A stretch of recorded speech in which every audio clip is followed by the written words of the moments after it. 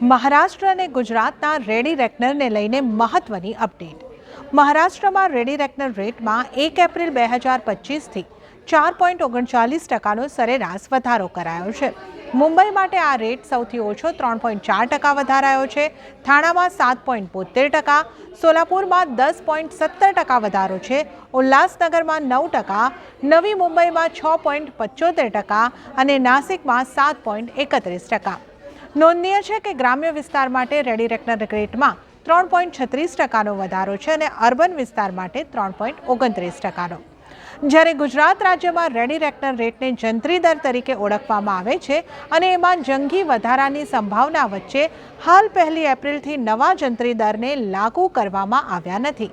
તો હાલ પૂરતી તો અહીં રાહત છે, પણ જંત્રી દર વધતા ગ્રાહક માટે રજિસ્ટ્રેશનનો ચાર્જ વધશે તેમજ ટેક્સેશનમાં પણ ફરક પડી શકે છે। આવી જ મહત્વની અપડેટ માટે ફોલો કરો CNBC બજારના સોશિયલ મીડિયા પ્લેટફોર્મને।